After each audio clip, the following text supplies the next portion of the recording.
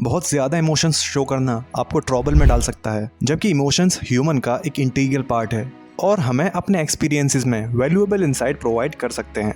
उन पर कंट्रोल रखना ज़रूरी है। अनस्ट्रेन्ड इमोशनल डिस्प्ले से अनफेवरेबल कॉन्सिक्वेंसेस हो सकते हैं जो हमारे रिलेशंस, डिसीजन मेकिंग एबिलिटीज़ और ओवरऑल वेलबींग को इफेक्ट कर सकते हैं। एक्सेसिव इमोशंस को शो करना प्रॉब्लमेटिक होने का एक प्राइमरी रीज़न ये है कि ये रिश्तों में टेंशन पैदा कर सकता है। इमोशनल इंटेंसिटी को संभालने के लिए लोगों को अलग अलग थ्रेशोल्ड होते हैं और फीलिंग्स के विस्फोट से दूसरों पर हावी होना उनके लिए भारी या अनकंफर्टेबल हो सकता है। उनके लिए अप्रोप्रिएटली रेस्पॉन्ड करना चैलेंजिंग हो सकता है, जिसके रिजल्टिंग गलतफहमी या कॉन्फ्लिक्ट भी हो सकते हैं।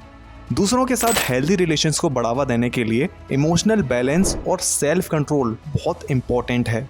इसके अलावा अनचेक्ड इमोशनल एक्सप्रेशन हमारे जजमेंट को क्लाउड कर सकते हैं और रेशनल डिसीजन लेने में हिंडर पैदा कर सकते हैं। जब हम इमोशन से ओवरवेल्म्ड हो जाते हैं तो क्लियर और ऑब्जेक्टिवली सोचने की हमारी एबिलिटी कॉम्प्रोमाइज्ड हो सकती है।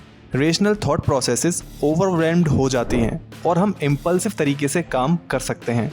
ऐसे ऑप्शंस चुन सकते हैं जिनके लिए हमें बाद में पछताना पड़ सकता है। इंटेंस इमोशंस की चपेट में रहते हुए डिसीजन लेने से अक्सर सब ऑप्टिमल रिजल्ट्स नहीं मिलते हैं। अपनी फीलिंग्स और इमोशंस को कंट्रोल करना और खुद को शांत होने और सिचुएशंस पर लॉजिकली सोचने का मौका देना बहुत इंपॉर्टेंट है।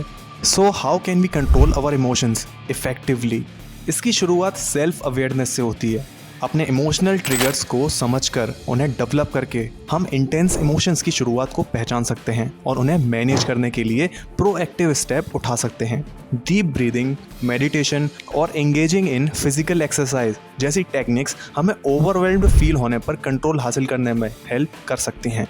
इसके अलावा इमोशनल इंटेलिजेंस की प्रैक्टिस करना क्रूशियल है। इमोशनल इंटेलिजेंस में हमारे इमोशंस को पहचानना, समझना या मैनेज करना और दूसरों के साथ एम्पैथी रखना शामिल है।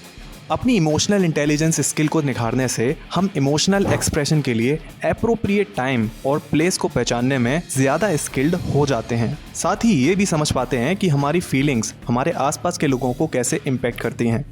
लास्टली, भरोसेमंद दोस्तों, परिवार या प्रोफेशनल से सपोर्ट मांगना भी फायदेमंद हो सकता है। किसी ऐसे बंदे के साथ अपनी फीलिंग्स के बारे में बात करना जो गाइडेंस और पर्सपेक्टिव प्रोवाइड कर सकता है, हमें अपनी फीलिंग्स को हेल्दियर मैनर में प्रोसेस करने में हेल्प कर सकता है। So the conclusion of the video is that while emotions हमारे ह्यूमन एक्सपीरियंस का एक इंटीग्रल पार्ट हैं, कंट्रोल के बिना उन्हें बहुत ज़्यादा दिखाने से परेशानी हो सकती है। Strained relationships, impaired decision making और पर्सनल डिस्ट्रेस इसके कुछ पोटेंशियल कॉन्सिक्वेंसेस हैं। सेल्फ अवेयरनेस डेवलप करके, इमोशनल इंटेलिजेंस की प्रैक्टिस करके और ज़रूरत पड़ने पर सपोर्ट मांगकर हम एक हेल्दी बैलेंस बनाए रख सकते हैं और अपनी फीलिंग्स पर कंट्रोल रख सकते हैं। अपने इमोशनल रेस्पॉन्सेस को मैनेज करना सीखने से अल्टीमेटली हमारे पर्सनल और प्रोफेशनल लाइफ्स में ज़्यादा पॉजिटिव और कंस्ट्रक्टिव आउटकम्स प्राप्त होंगे।